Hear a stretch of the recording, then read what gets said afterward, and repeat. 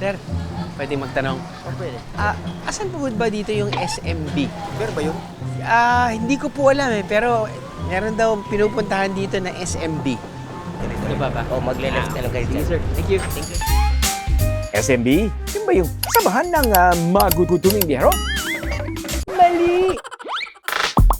SMB as in Sagmani, Moron at Binagol.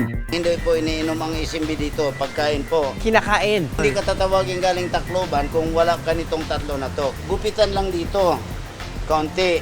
Sanay naman kayo ngayon sa pindot-pindot ng cellphone. Ito, pipindutin nyo rin. Aba. Oo, tapos titikman mo, sir. Para Hello? mo- Ay. So, pwede na tumikim. Oh, pwede na po. Mainit-init pa po, ano? Opo. Uy. Sa dami ng puno ng nyog dito sa Leyte, ang tradisyonal na laro ng mga lokal, may touch of coconut din. Ang baon ng nyog, ginagamit nila sa larong kadang-kadang. Ang bilis mo! Ang bilis! Bakit ang bilis ni Marlene? Ang mga waray, may lingguhang tubasyasyon kasama ang mga kaibigan o pamilya na tinatawag na Dinomingo. Pag sinabi niyo pong bahalina na to ba, Pag sinabing bari na, yung maabot na ng 5 years. 5 years na to. Yes, sir. Oh!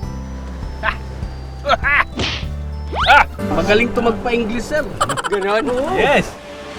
Sa dami ng mga gulay na pwedeng ilahok sa lawot-lawot, mapapakanta ka na lang talaga ng bahay kubo.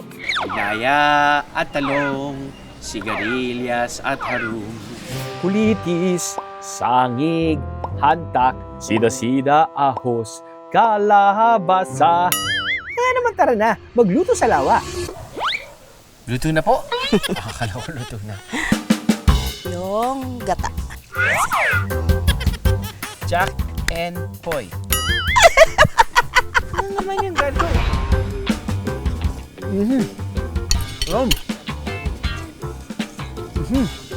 Wow.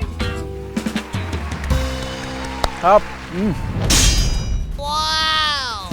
Gamit ang aking mahiwagang kutsilyo, ano kaya ang aking mabubuo? Habang ako, teka, ano bang gagawin ko? Lagyan natin ng buhok. Mata at paa.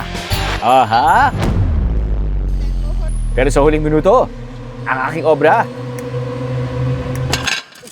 natumba! Oh no! Nakalbo! Ano ba to? Wala. Wala na kayong paa. Humanda ng matakam at magutom.